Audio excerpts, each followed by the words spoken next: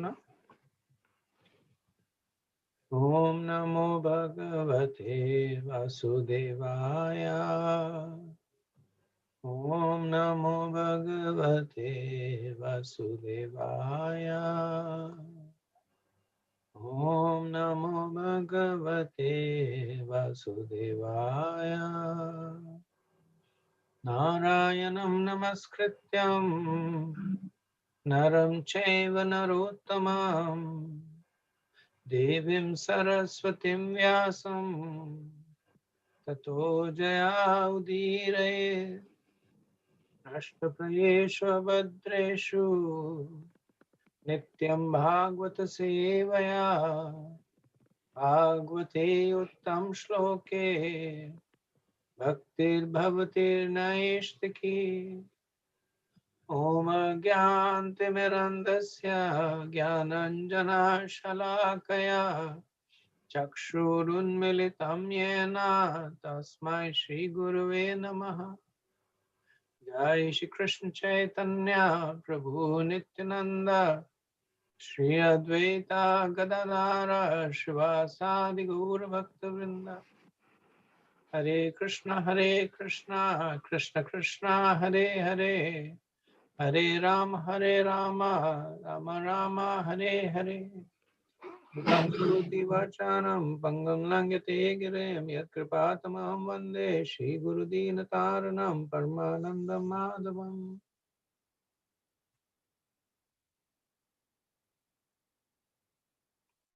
So thank you for joining.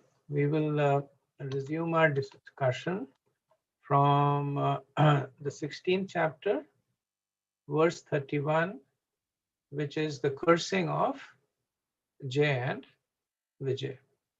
So verse 31. Māyi samrambha yogena nishtriya brahma helanam pratyeshtham nikasham me kalena alpyasa punaha. The Lord assured the two Vaikuntha inhabitants, Jay and Vijay, by practicing the mystic yoga system in anger, you will be cleansed of the sin of disobeying the Brahmanas and within a very short time return to me. So this is happening after the four Kumars had cursed Jay and Vijay. They gave beautiful prayers to the Lord. The Lord assured them that he supports them, that he's favorable to them. And then the four Kumars returned. Now the Lord turns to Jay and Vijay and indicates that the curse has his approval. And then he's also assuring them at the same time. So he's saying that you may have the mentality of demons in this form, but nevertheless, you will constantly think of me. And then he says that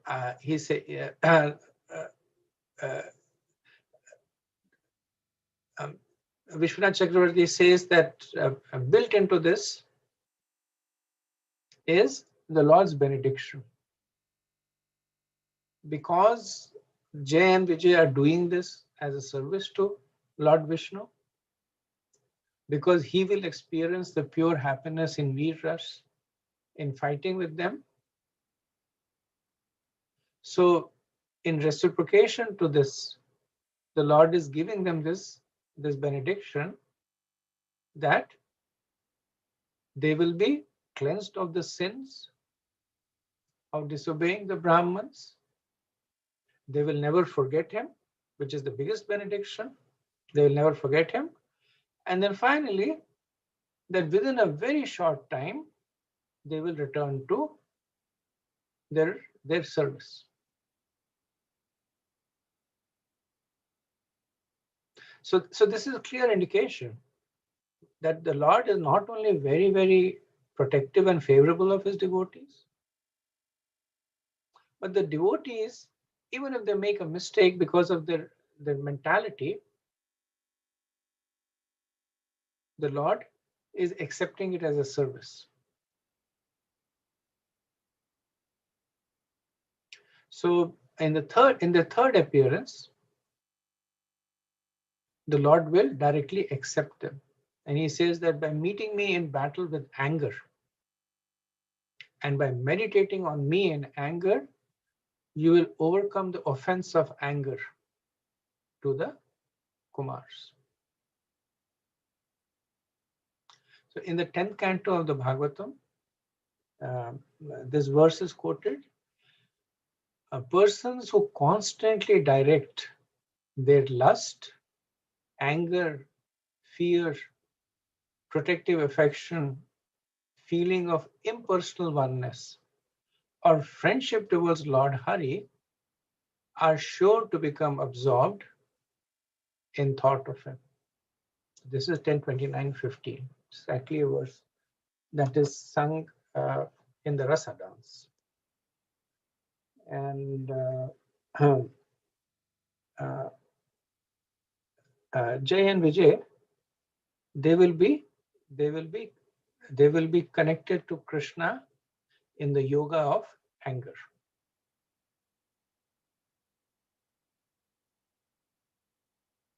So in the purport, Srila Prabhupada says that Madhav Muni remarks in this connection that by practicing Bhakti Yoga, one can become free from all sinful reactions.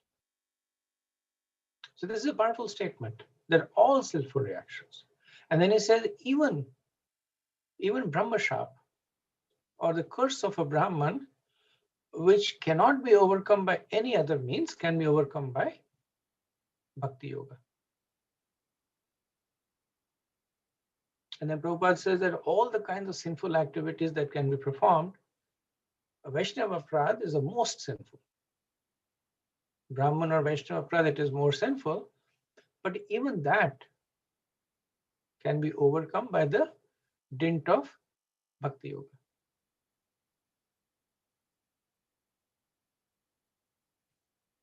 Okay. Next verse, 32.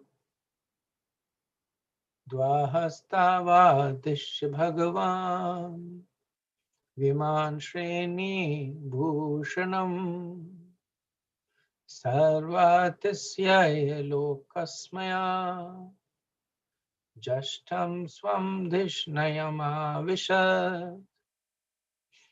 After the speaking, at the door of Vaikuntha, the Lord returned to his abode, where there are many celestial airplanes, and all surpassing wealth and splendor.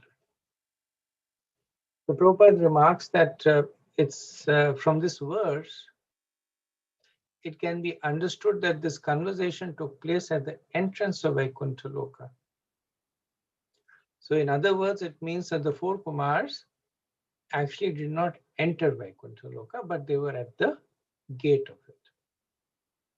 Because he said, otherwise people may ask that how is it possible that they entered Vaikuntha and then they returned from there. So he says that they did not actually enter. And he says by dint of yoga practices, there are yogis who do go. And Durvasha Muni is an example of that. But they are not meant to stay there.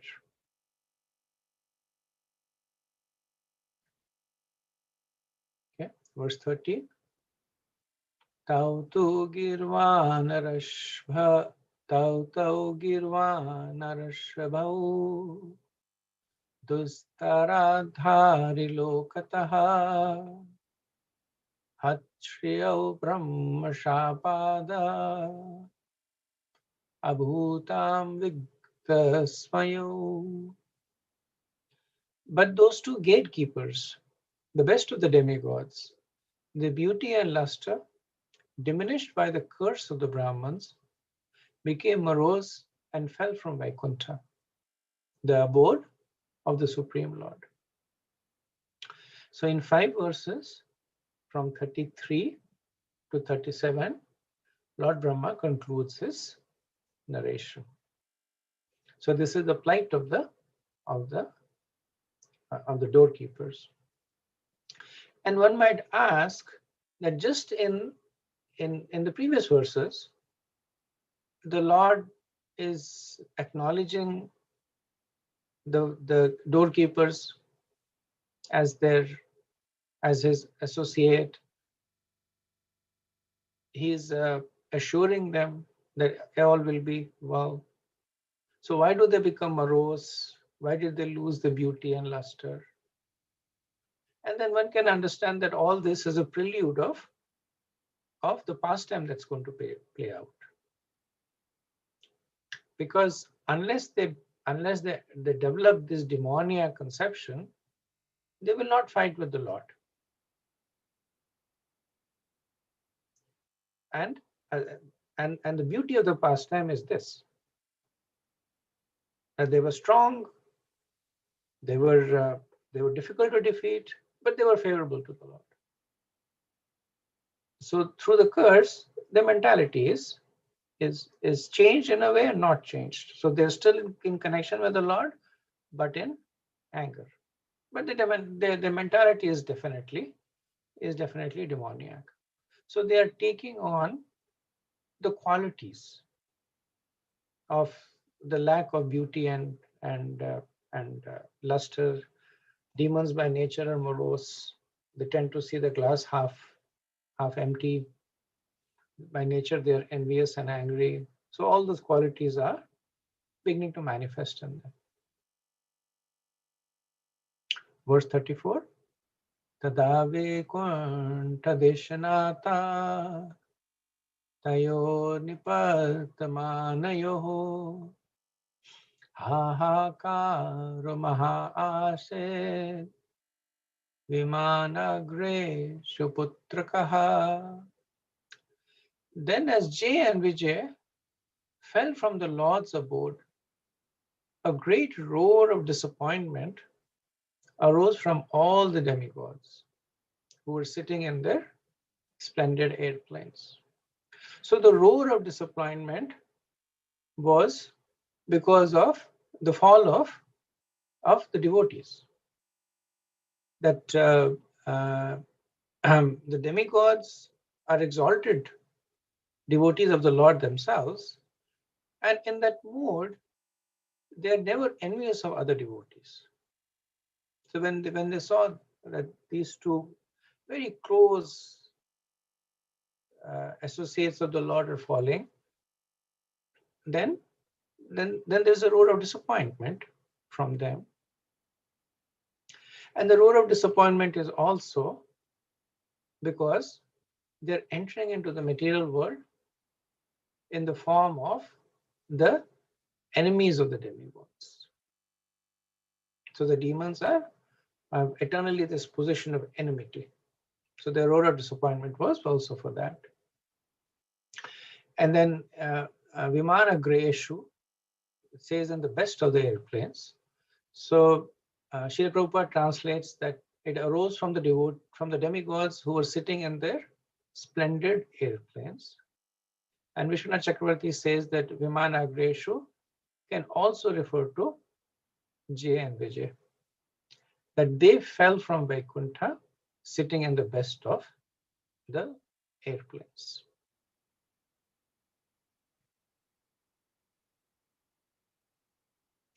Verse 35.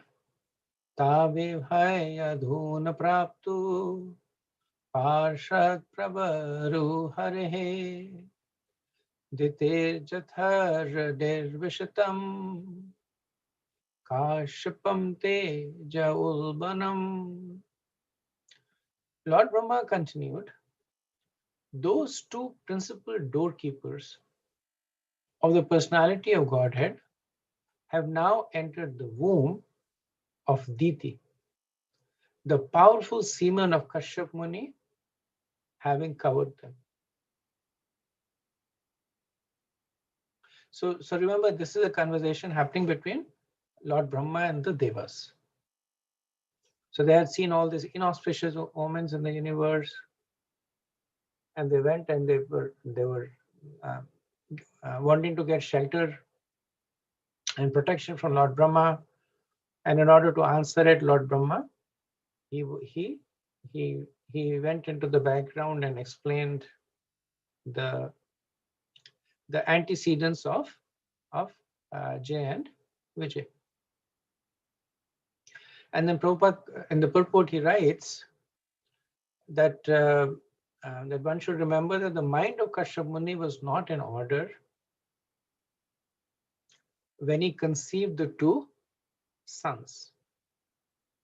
So it's interesting to note that Srila Prabhupada is considering Kashyap Muni to be primarily responsible.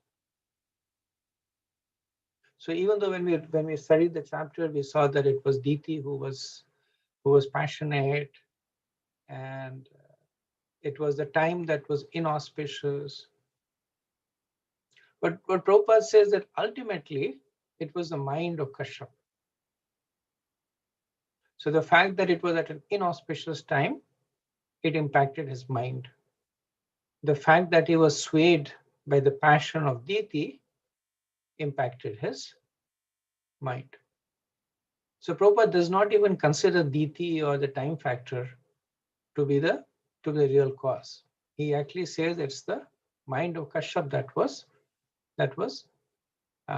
contaminated. Now the lust of Diti and the inauspicious time, they were contributing factors in contaminating the mind of Kashyap. So that's why he says later on that it is important that one follows the Garbhadan Samskar as recommended in the Vedic scriptures. If the mind of the father is not sober,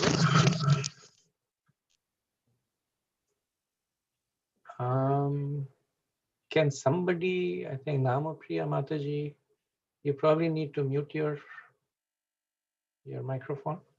Thank you. So, so he recommends the Garbhadan Samskar. He says that if the mind of the father is not sober, the semen discharge will not be very good. Thus, the living entity wrapped in the matter produced from the father and mother will be demoniac like Hiranyaksh and Hiranyakashipu. The conditions of conception are to be carefully studied. This is a great science. This is one of the lessons that we take away from the pregnancy of Diti. Okay, carrying on, verse 36. Tayorasu yoradya tejasayamayo hivaha akshipatam teje thari bhagvam stad vidhitsati. It is the prowess of these twin asuras, demons, that has disturbed you, for it has minimized your power. There is no remedy within my power, however, for it is the Lord himself who desires to do all this. So the devas had come to Brahma trying to find a solution. So Brahma says that they are beyond your power. He says that they have minimized your power. The prowess of these twin asuras has minimized your power. So then the devas might say, okay, but what about you? You are much more powerful than us. And then Brahma says, I can't help you. There is no remedy within my power. And then he says the reason, because this is the will of the Lord. So the will of the Lord is supreme. It exceeds that of the devas, it exceeds that of Brahma. Prabhupada says no one can surpass the acts of the Supreme Lord. And it also shows that the devotees of the Lord are powerful. So at the end of the day, Hiranyaksh and Hiranyakashipu, they are eternal associates of the Lord, pure devotees. So even they are beyond the realm of Brahma, Brahma's dominion. So Brahma is giving this message that neither you, my dear Indra and Devas, nor me can do anything about this situation, because the will of the Lord is executed under all circumstances. Okay, next verse. Vishvasya yah sthiti layobdam heturadyo yogeshvarerapi duratyaya yogamaya shemam vidhashati sano bhagavam strayadishas tatra samadhiya vimashena kyaniharta. My dear sons, the Lord is the controller of the three modes of nature and is responsible for the creation, preservation, and dissolution of the universe. His wonderful creative power, Yogamaya, cannot be easily understood even by the masters of yoga. That most ancient person, the personality of Godhead, will alone come to our rescue. What purpose can we serve on his behalf by deliberating on this subject? So after hearing the previous verse, the Devas might protest that we are dying now. We are in trouble right now. When will the Lord come and protect us? Or they might say that all this is a misunderstanding between the doorkeepers and the Kumaras. Why are we being tormented? We are just innocent bystanders. So Brahma says that anyway, whether you live or you die is ordained by the Lord. So what is the point in arguing about this subject? That why do we have to suffer because the four Kumaras cursed Jay and Vijay? Why will the Lord not come sooner? When will he come? He says that whether he comes or not, anyway, he controls your life and death. So you're dependent on the Lord, whether there is Hirnaksh or Hiranyakashipu or not. In any case, you're dependent on the Lord. But then he says, rest assured, when the time is right, he will protect you. So when will the time be right? The Devas might ask. And then Brahma says that no one understands the plans of the Lord. He says his wonderful creative power, Yogamaya, cannot be understood even by the masters of yoga. So Brahma is a master of yoga. Yogamaya here refers more to Mahamaya, actually, the external energy of the Lord. So he says that nobody can understand. So the best course is to tolerate all that is going on and stay steady in bhakti. So Srila Prabhupada in the purport, he gives the example of many great devotees who suffered reverses, but they became glorious because they stayed steady. So he gives the example of Haridas Thakur, the Pandavas, Prahlad Maharaj, gives the example of Jesus Christ, just to show that the devotees of the Lord are glorious because they never lose their faith in the Lord. There is this famous verse by Lord Brahma in his prayers to Krishna, Tattenu kampam susumikshamanam bhunjanam evatma kritam evakam, which says that one who stays steady in the face of all kinds of reverses, for them, liberation becomes their birthright. So Lord Brahma gives in this and the previous verses five assurances to the Devas. So in the previous verse, he says that only the Lord alone will come to the rescue. No one else can come. So it is showing exclusive dependence on the Lord, but also assurance that only the Lord will come. Then he says that the Lord, in this verse, he said the Lord is the controller of the three modes. He says three adisaha. So three modes is goodness, passion, and ignorance. So he's saying that just like he's controlling you by the mode of goodness, the demons under the mode of ignorance are also under his control. So don't think that just because the demons do not accept the Lord, they escape the dominion of the Lord. They are as much under his control as you are.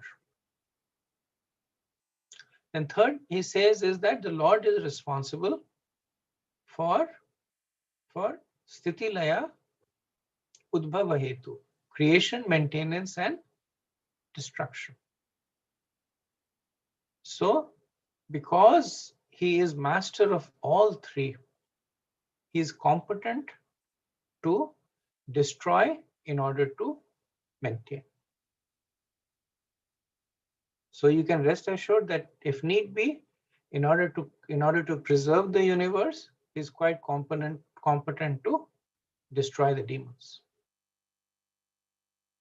Then he says that the Lord is Adhya, that the Lord is the most ancient person. So he's assuring them that no one can exceed the Lord. The demons may be extremely powerful. They may exceed in their power from you and from me, but the Lord is Adhya. He is the most ancient person. No one can exceed him. And the fifth assurance is that Duratraya Yogamaya, that difficult to understand his actions, impossible to understand it. So accept it, accept the assurances that I have given you and be reassured by them. Durataya Yogamaya also refers to the bewildering effect of the Lord on the demons, that his actions are impossible to understand. So you can understand that he can, if he wants, completely bewilder the demons. So Prabhupada writes that the Bhagavatam's conclusion is that the devotee is never disturbed by such reverses. He accepts even reverse conditions as the grace of the Lord. And then he continues to serve the Lord, and that assures his journey back to Godhead. So this is the end of the chapter. Quick summary. The title of the chapter is The Two Doorkeepers of Vaikuntha, Jay and Vijay cursed by the sages. And the chapter began with the Lord apologizing to the Kumaras on behalf of Jay and Vijay. And then he glorifies the Brahmanas as worshipable even by him. Then we see the confusion in the Kumaras.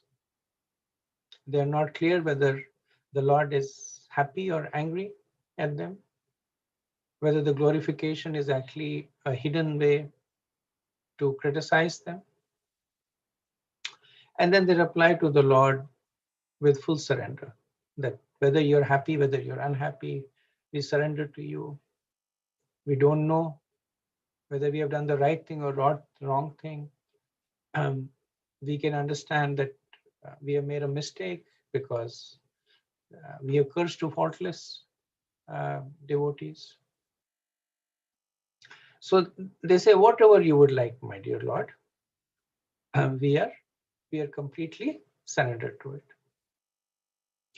And then we see the Lord reconcile the situation.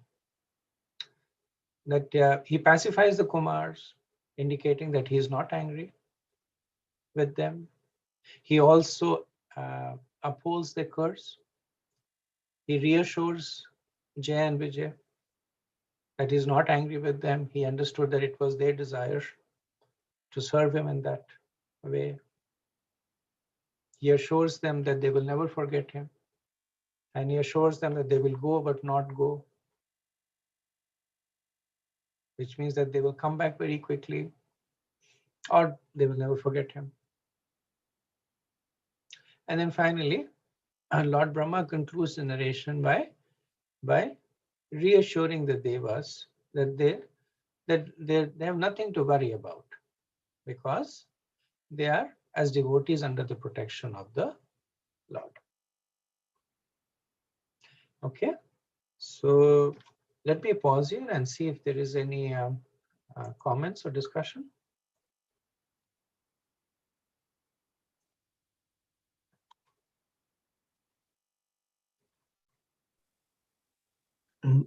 Bro, just a question. Madhav Muni.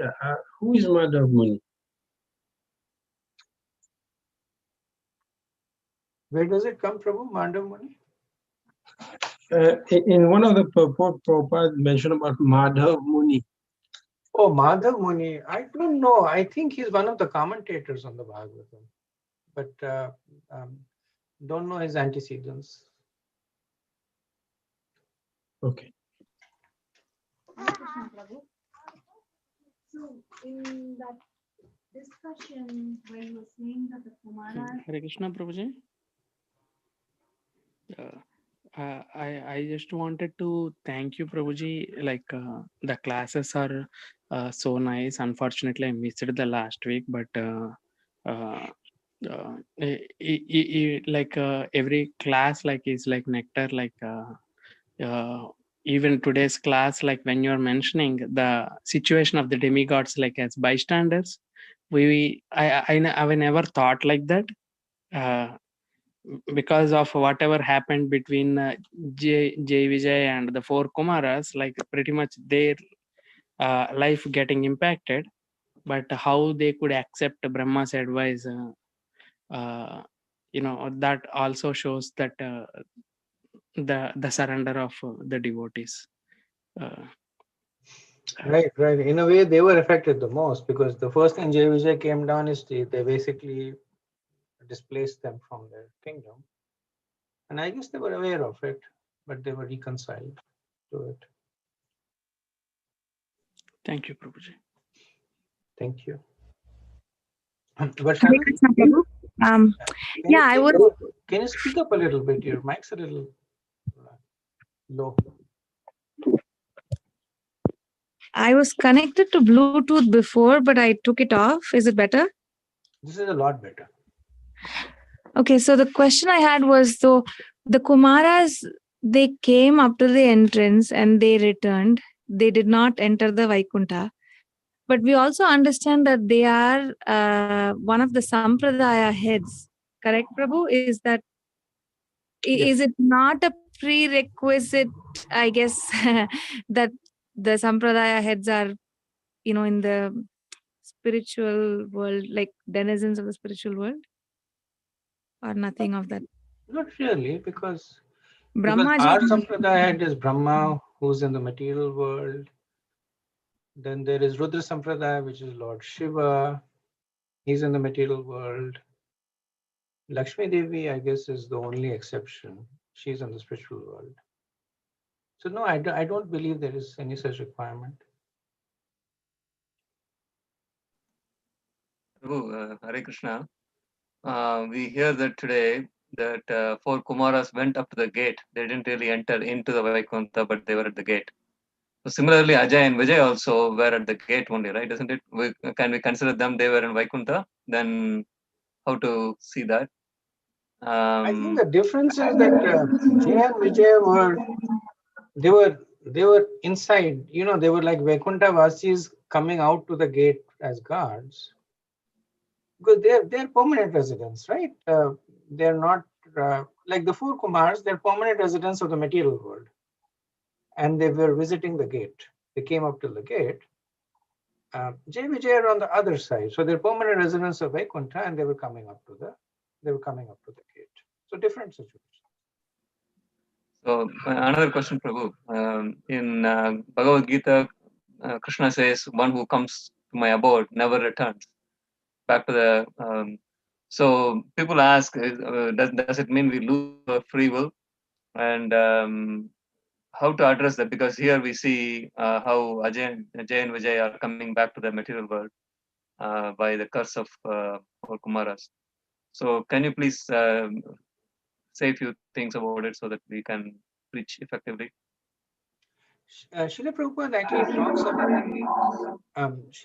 talks about this in one of his purport, where he addresses actually almost the same question that you're asking, that that assurance is given by Krishna that one who comes to Vaikuntha does not ever fall down is validated by this pastime.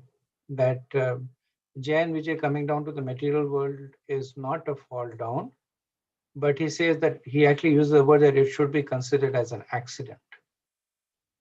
So they came down and they went back. So it's not considered to be a fall down. Krishna accomplished many things through this pastime. Also maintaining his assurance that one who comes to the spiritual world does not return to the material world. It kind of goes a little bit. So the first point that you made was that does it mean that it impinges on the free will in the spiritual world? And elsewhere, this understanding is given that it does not impinge on the free will, but so Prabhupada uses these terms like that after having experienced the ghastliness of the material world, once the jiva returns, then he's extremely careful to not fall down again.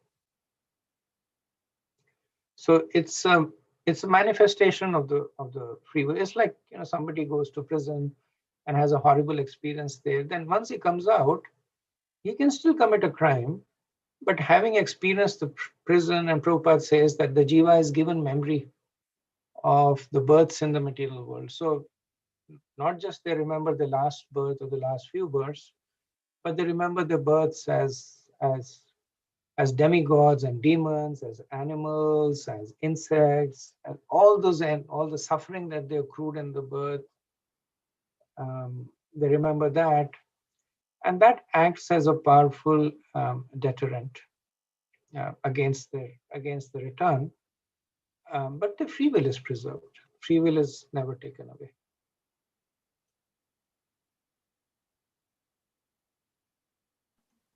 Thank you, Prabhu. I have a question, please. I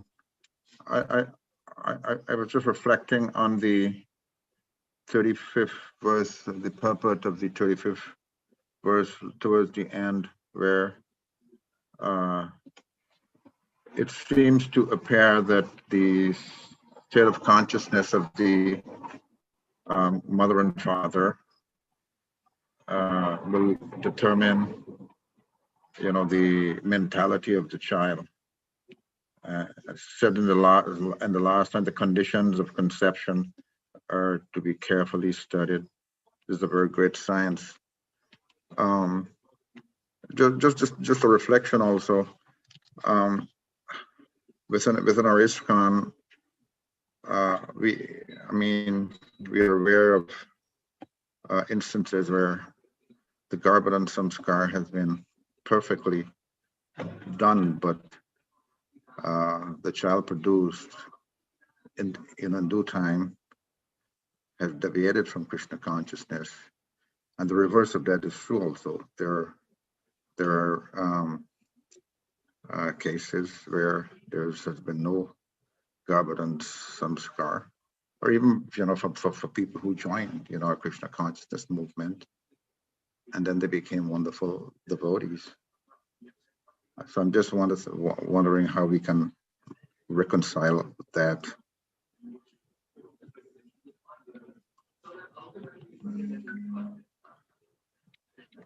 Yes, Prabhu. These are some things that are philosophically easily explained, but practically are a little difficult to to fully explain. As you're mentioning, the fact about the potency of Garbhadaga Sanskar. Sometimes we see it happen, sometimes we don't. Prabhupada would often say also that devotees are born in the house of devotees. And we actually see that that is happening less and less. Prabhupada would also say that the third generation of devotees would be pure devotees. So we're already seeing third generation of devotees appearing, and it's a mixed bag. It is. So I'm certainly not qualified to comment on this. I just share your confusion on this also. I'm sure it will get explained in due course of time. But yes, what you're saying is absolutely right. I remember some time back, Ramapad Maharaj, he mentioned emphatically that what makes the difference is training, one way or other. That after the child takes birth, then the training is very important. Just like we hear the general statement, everyone born in Kali Yuga, Kalo Sudra Sambhava. But what elevates a person is Krishna conscious training. So it seems to follow that, the environment, how the child is brought up, that appears to be more important. That is more of a guarantee that one becomes a devotee. I'm just reflecting. It is, and I'm also remember, you probably heard it also, Rampal Maharaj repeats that quite often in questions of this context about the importance of samskars. The family he knew where the father was a devotee, the child was born in a devotee family, did not take to Krishna consciousness at all, became actually averse to it. And later on grew up, left the house, and nature of material world is that I got some success, got a lot of tensions, and then he was going through a particularly bad phase, and he happened to be going down the street where there was a temple, and then he walked into the temple, and the devotees were a little surprised with how intensely he was sitting and looking at the deities, etc. So then actually they approached him and asked him. And then he was sharing, you said I was born in a devotee house, and every day morning my father would get up in the morning and do deity worship. And I would be so upset at him because it was morning for me, it was sleeping time for me, and he would go ting, ting, ting, ting, ting, ting, ting, ting. And he said the ting, ting, ting, ting would go on and on and on. I would try to sleep, but the ting, ting, ting would go on and on and on. And he said, I really hated that ting, ting, ting. And then he said that when I was walking down the street over here, I heard the same ting, ting, ting, ting, ting. And all of a sudden I felt safe. I felt that, I had returned home. I couldn't help but come back. So Maharaj didn't know what happened to him after that, whether he became a devotee or not. But he was saying that even in this case, as a child, he was negatively influenced by it. But anything connected to Krishna is positive. So that samskar was there. So as devotee parents, all we can do is to create an environment, as you were mentioning, that is conducive to the Krishna consciousness, become good role models ourselves, and rest is up to them. I remember we were once having this conversation with a devotee who does counseling as a profession. This is when our son was very young, and he said that we are not able to make him as Krishna conscious as we want, we are very frustrated. And then she looked at us and she said, now you can imagine how frustrated Krishna is with you. Mm. So it was a, so, it was a, so it was the aha moment for us. Thank you very much. Thank you for sharing, Prabhu.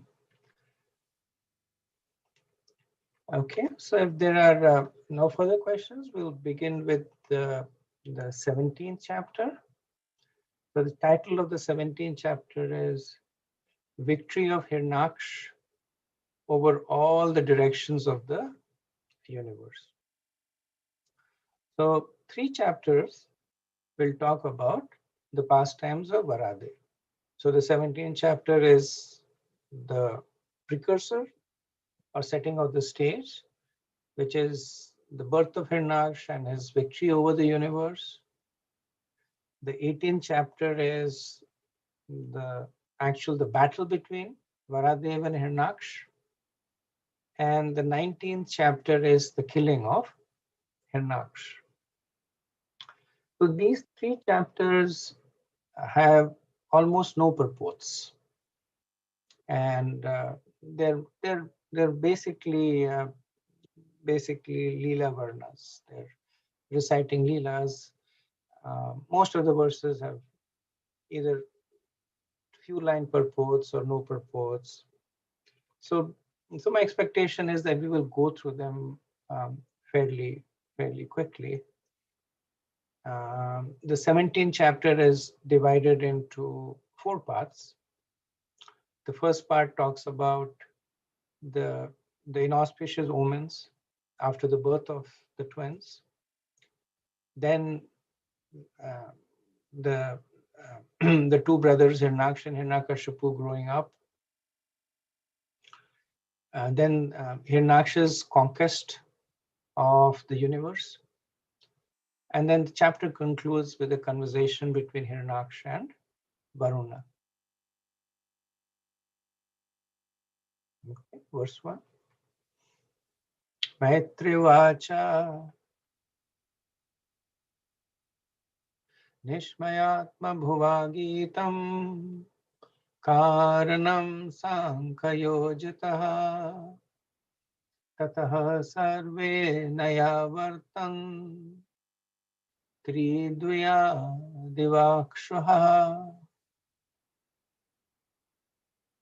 Sri Maitreya said, the demigods, the inhabitants of the higher planets, were freed from all fear upon hearing the cause of the darkness explained by Brahma, who was born from Vishnu.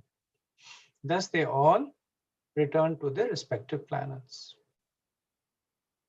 So the first 15 verses in the chapter are going to talk about the inauspicious omens after the birth of the twins. So Maitreya had mentioned about Lord Varadev very briefly in the 13th chapter.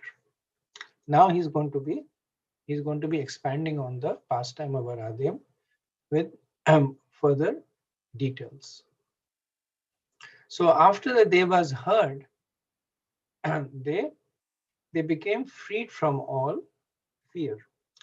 So interesting to note that they became freed from fear not because Brahma gave them any specific assurances. So not that he said that they'll come, but they will not be able to hurt you. He did not say that they will come, but the Lord will always protect you. In fact, he said the opposite.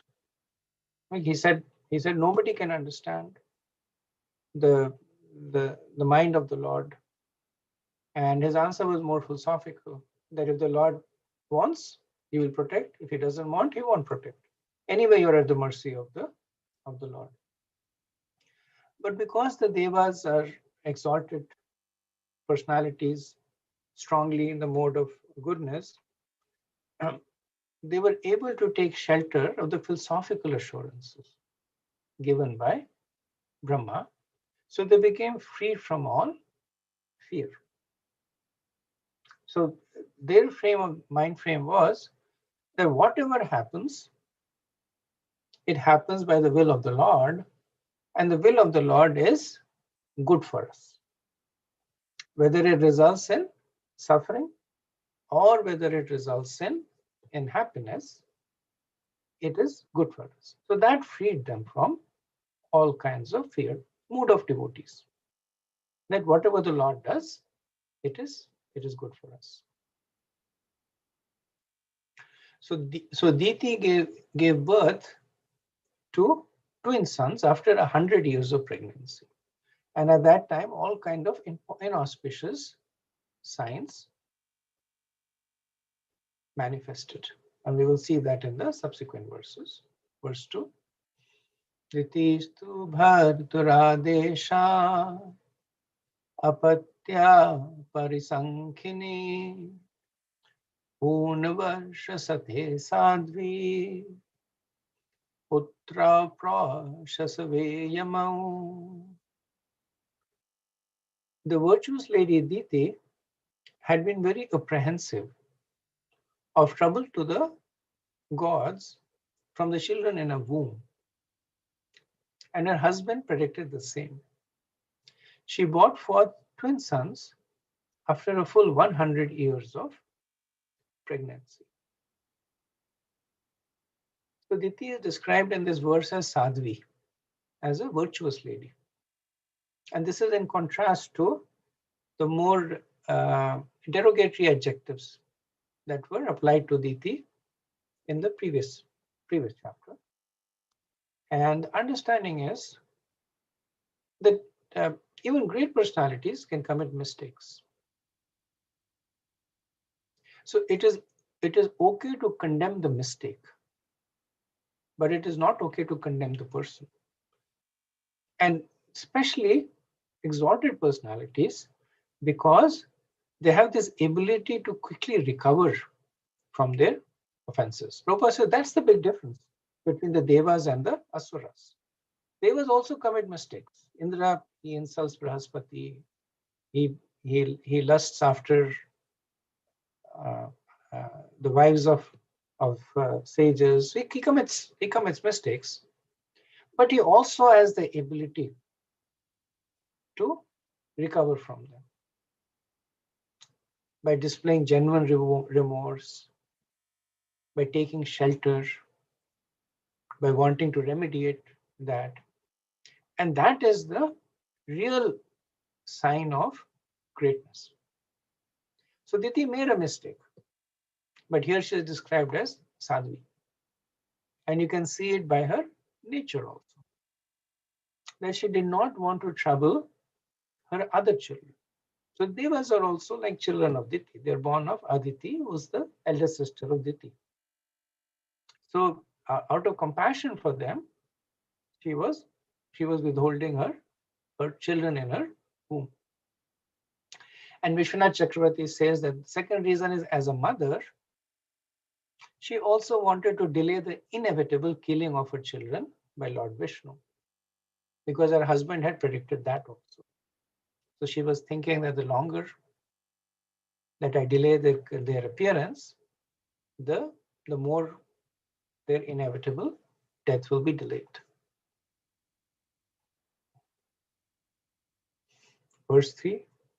Utpata bhavastatra nipetyo jayamanayaho divi bhuvi antarikshacha lokasyo rubhayavaha. On the birth of these two demons, there were many natural disturbances, all very fearful and wonderful, in the heavenly planets, the earthly planets, and in between them. So this is referring to Bhu Bhuvaswaha. So the Bhu is referring to the earthly planet. And the Antariksh, the word Antariksh used in here is Bhuvar. So Antariksh is described as the space between Bhu and Swa, between earth and heaven, and it is inhabited by the Pitras, and also by those who have subtle bodies, who don't have gross bodies. So it also is indicated that when the word Bhu is used, it also includes the lower planetary system, but it excludes the upper planetary system. So the upper planetary system, like Satyalok, Tapalok, Jana, and Marlok, these are excluded. They were beyond the realm of the influence of the demons or this kind of disturbances. So beginning from Swarga, then the Antariksh, then the Bhu, and then the understanding is that also the lower, like Atal, Vital, Sutal, they were impacted, and there were many fearful and wonderful occurrences. In the 11th canto, chapter 24, verse 12, it is said that heaven was established as a residence of the demigods, Bhuvarlok as that of the ghostly spirits, and the earth system as the place of human beings and other mortal creatures. Those mystics who strive for liberation are promoted beyond these three divisions.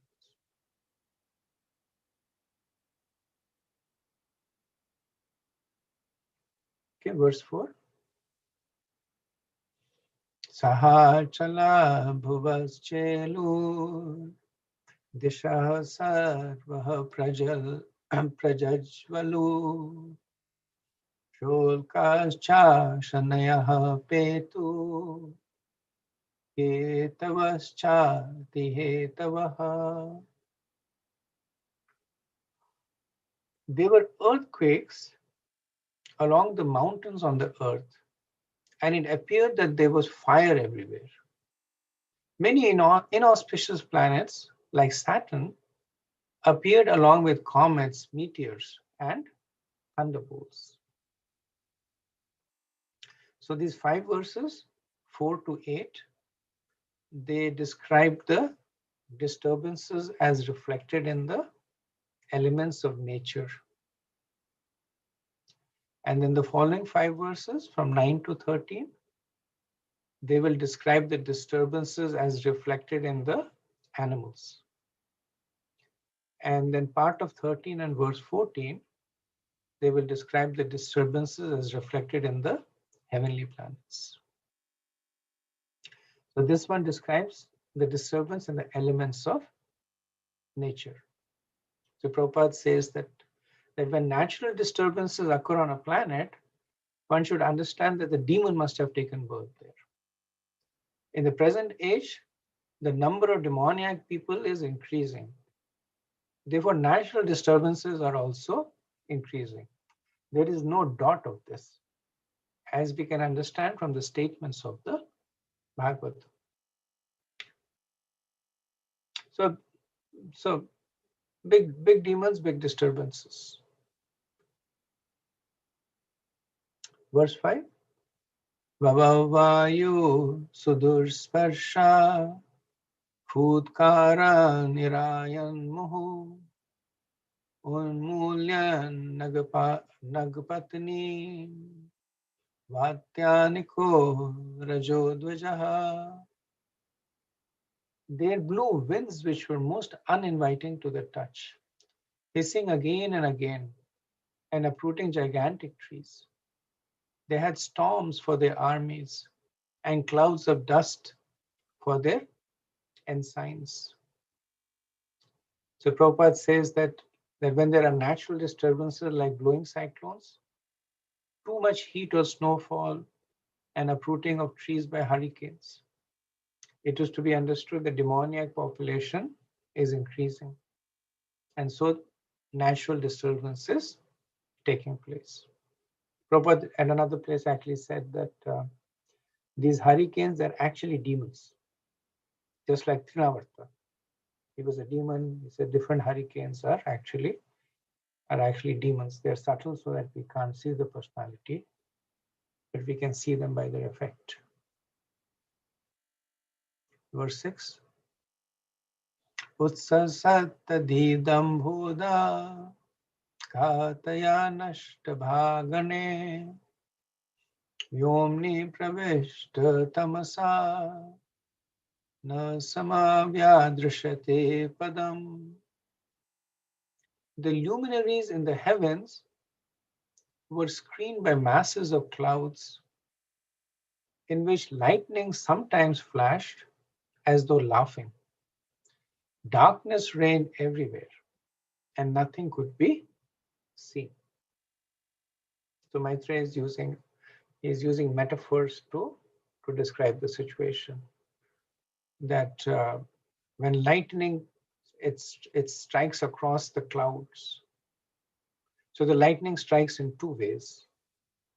That it sometimes strikes between two clouds, and it seems that in the darkness somebody is laughing, and sometimes the lightning it falls to the ground, and then it feels like a thunderbolt has been thrown.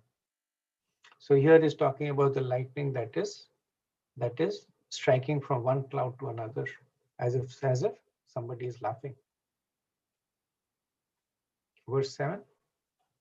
Chukrosha vimanavardhi udurmi shubito dhara shodhapanas saritas chukushbu shukshapankajaha. The ocean with its high waves wailed aloud as if stricken with sorrow. And there was a commotion amongst the creatures inhabiting the ocean. The rivers and the lakes were also agitated, and the lotuses withered. Next verse. Moho paridhyo bhuvan saravosha shisuryaha nirgat rathanir nirhada vivrebhya prajanjira. Misty halos appeared around the sun and the moon during solar and lunar eclipses again and again. Claps of thunders were heard even without clouds, and sounds like those of rattling chariots emerged from the mountain caves. Next verse, 9. Antagrameshu mukhatu vamantya vahanam mulbanam shagalolu katankare pranedyorashvamam shivaha. In the interior of the villages, she-jackals yelled portentously, vomiting strong fire from their mouths, and jackals and owls also joined them with their cries. So verses 9 to 13 will talk about the ill omens as demonstrated by the animals. So the she-jackals were vomiting fire from their mouth, and the owls were inauspiciously making hooting sounds. Verse 10. Sangitva rodanva unmaya shirodharam vyamunchan vivadavacho gram simhas tatastataha. Raising their necks, dogs cried here and there, now in the manner of singing and now of wailing. So this is a unique way in which the dogs they lament. At some time it appears they let out a long note, and it appears that they are singing. And sometimes it's it's shorter yelps. It looks like they are wailing. Verse 11. Karascha karakascha kshata kurergna tudhara talam kharakar rabhashmataha paryadhan varuthasa. O Vidur, the asses ran hither and thither in herds, striking the earth with their hard hooves and wildly braying. And Prabhupada says that asses also feel very respectable as a race. And when they run in flocks hither and thither in so-called jollity, it is understood to be a bad sign for human society. Verse 12. Rudantora Shabhatrasta Nidad Udbatan Khagaha Ghosharanya Cha Pashvaha Shakran Mutram Akurvata. Frightened by the braying of the asses, birds flew shrieking from their nests, while cattle in their cowsheds, as well as in the woods, passed dung and urine. Verse 30. Gavo trasana sardohas toyada puyavarshinaha Garudan devalingani druma pe turvinalinam. Cows, terrified, yielded blood in place of milk. Clouds rained pus, and the images of the god in the temples shed tears. And trees fell down without a blast of wind. So this verse talks about the animals, talks about nature. Also, it introduces the disturbances reflected in the heavenly aspects. So it says that the images of the gods in the temple shed tears. Verse 14. Grahan punyatam manye bhagvanam chapi dipitaha ati cherur vakragatya yuddhascha parasparam. Ominous planets such as Mars and Saturn shone brighter and surpassed the auspicious ones such as Mercury, Jupiter, and Venus, as well as a number of lunar mansions. Taking seemingly retrograde courses, the planets came in conflict with one another. So Prabhupada says that the universe is under the three modes of material nature. And likewise, the entities are also influenced by the three modes. So he says, just like there are trees that are pious, there are animals that are pious.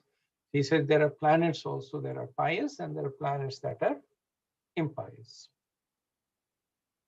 So Saturn and Mars are considered to be impious.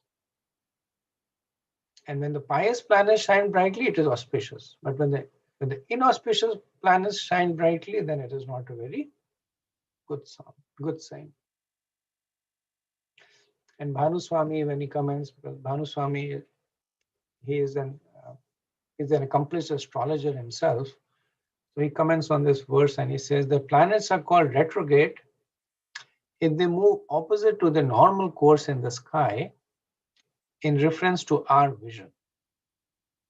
So it's not that the planets actually change course and move negative, but because of the confluence on relative motion, they appear to move in an opposite direction. And he says such planets exert very strong influence. So the inauspicious planets became retrograde. So to begin with, they're inauspicious and they became retrograde, so they became even more inauspicious. And when the planets come within 1 degree longitude of each other, they are said to fight each other. So this is another point made, that the planets came in conflict with one another, which means that as far as their paths are concerned, they came within 1 degree longitude of each other.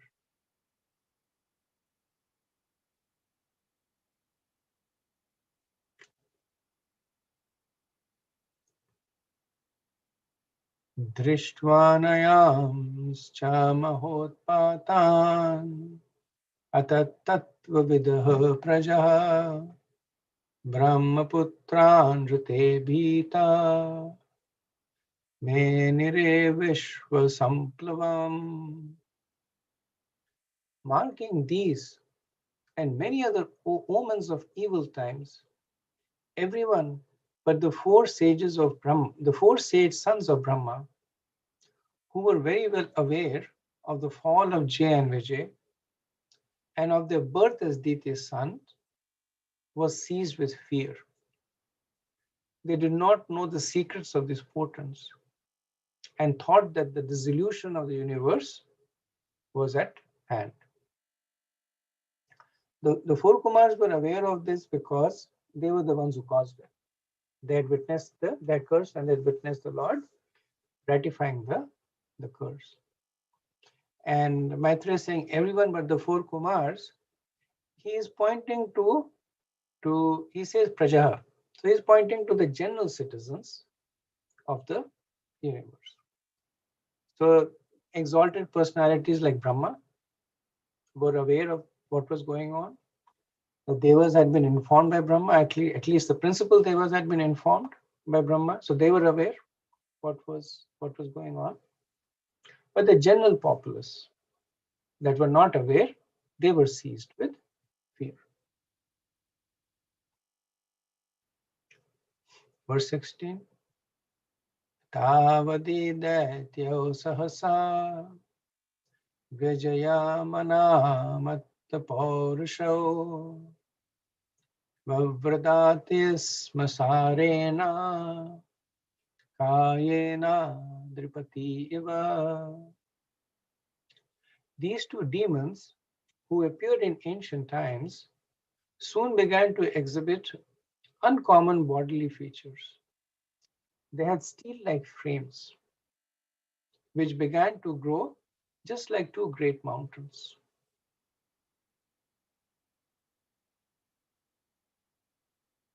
So from verses 16 to 19, we will see the growth of the brothers. In this verse, Jiva Goswami explains that, or at least he opines that, they remained for 100 years in the womb of their mother by virtue of their siddhi called Anima Siddhi.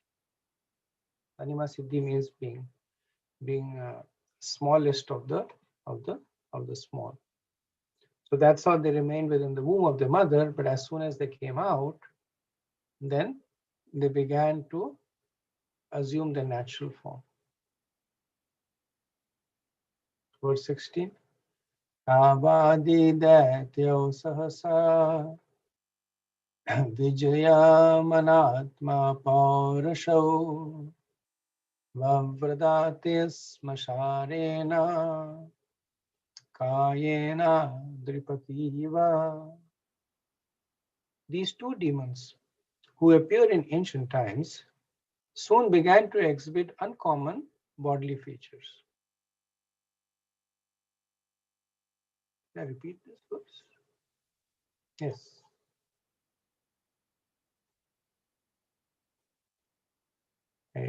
I somehow repeated this verse.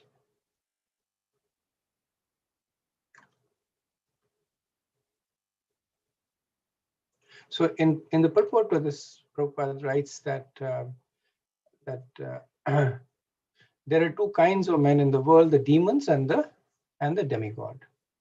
And the demons, the demigods, they concern themselves with spiritual advancement, but the demons, they began to make their bodies as strong as iron frame, and they were so tall that they seemed to touch outer space. They were decorated with valuable ornaments, and they thought this was success in life.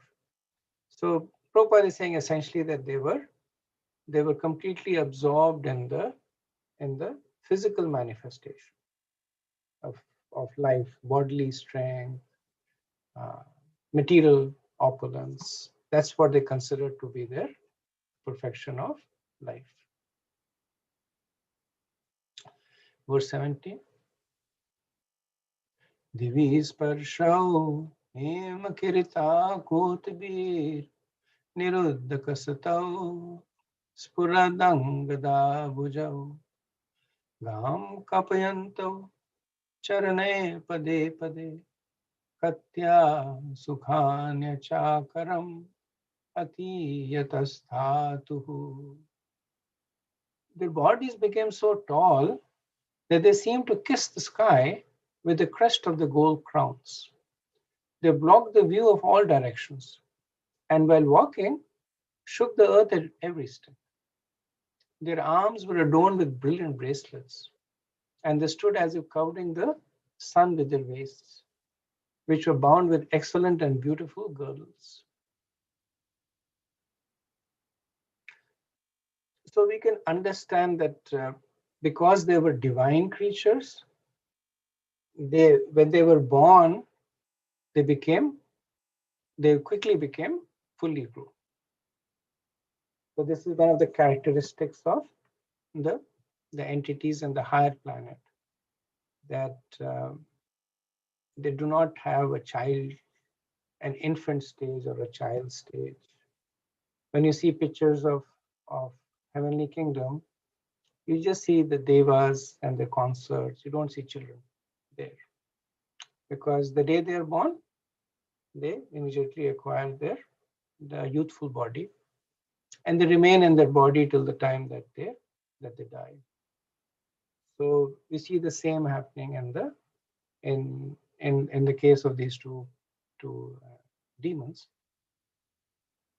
And by the uncommon powers, we can understand that the devotees of the Lord, they're always uncommon. So when they're favorable to the Lord, they're uncommon, because they are bucking the trend. Everybody else is going down towards materialism, and it takes a lot of strength to swim upstream. So as devotees, they have uncommon strength, uncommon persistence, uncommon willpower. And if they're born as demons, they're also uncommon. That they're by their prowess, their opulence, their strength, they are uncommon. And the comment is also made that in spite of the curse of the Brahmins, the devotees, they did not have, the demons, Hiranyakashipu and Hiranyakashipu, they did not have a trace of suffering, though they performed many sinful acts and no pious acts. They became the lord of the three worlds, and they were enjoying unparalleled wealth and enjoyment.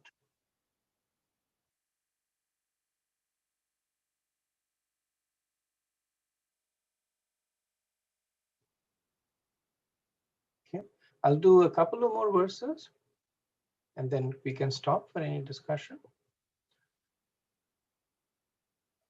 Prajapati nama tayorakashi yah prak swadehad yamayorajayita tham vai Hiranyakashipum vidu praja yatam Hiranyakashap asuta sagrataha.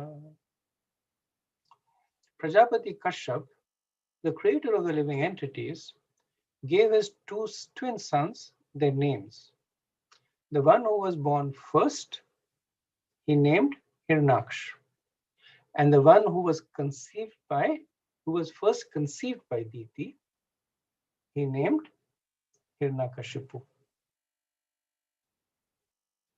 So it's interesting that this choice of words is used over here, that one who was born first and one who was first conceived. And Prabhupada explains this in the purport, that he says that as per the Vedic literature called Pinda Siddhi, also known as Pinda Shastra, he said that understanding is that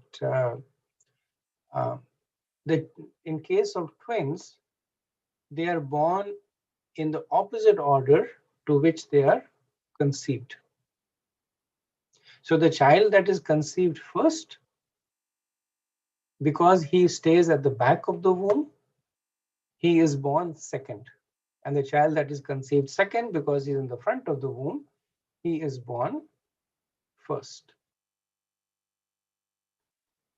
So Hirnaksh, so he's saying over here in this that Hirnakashipu was first conceived by Diti, which means that he was born after Hirnaksh. Hirnaksh was born first and Hirnakashipu was conceived first. So Vishwanath Chakravarti says that Hirnaksh was eldest from the perspective of Kashyap Rishi, since he was deposited first. From the perspective of Diti, Hirnakashipu was the eldest because he was delivered first. So he said either could be considered elder. And then he says because generally the position of the father is stronger, Hirnaksh is mostly considered to be elder. Though in the later, we'll see in the later verses, verse 19 and 20, we will see that between the two of them, the sense they had was that Hirnaksh considered himself to be the younger brother, and Hirnakashipu considered himself to be the elder brother, which means that they consider themselves according to the perspective of their mother.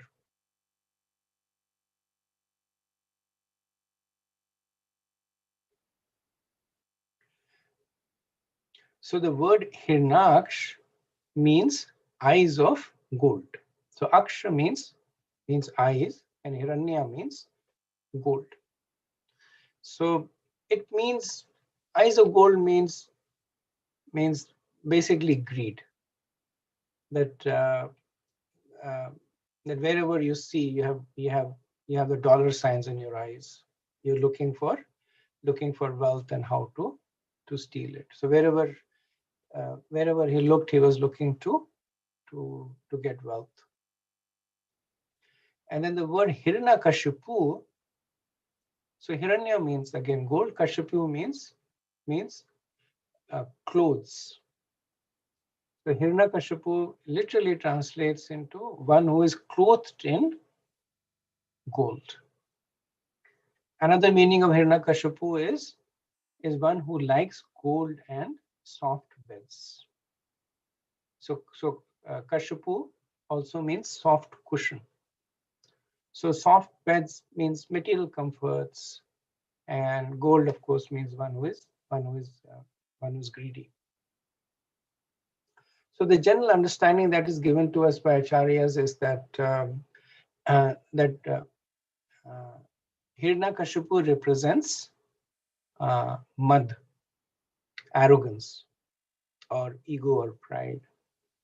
Hirnaksh represents lobh or greed. Then Ravan represents calm or lust.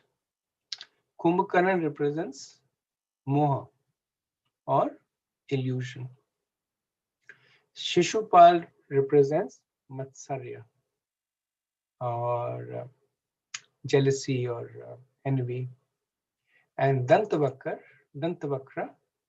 he represents anger. So these 6 sinful conditioning of the conditioned soul, Madhmoha, Lobh, Kam, Matsarya, and Krodh, they are manifested in the form of these six demons. And the understanding that is given to us is that they're so powerful that only the Lord can kill them. We can't kill it on our own. We can try, but we can't. So ultimately, we have to take shelter of the Lord. Just like Krishna had to come personally to kill Hiranyaksha, Hiranyakashipu, and Ravan, and Kumbhakarna, and Shishupal, and Dantavakra. So similarly, the manifestation of these 6 demons in us, we have to take shelter of Krishna, and he can easily rid us of them. Okay, so let me stop over here, and we have a few minutes if anybody has any observations.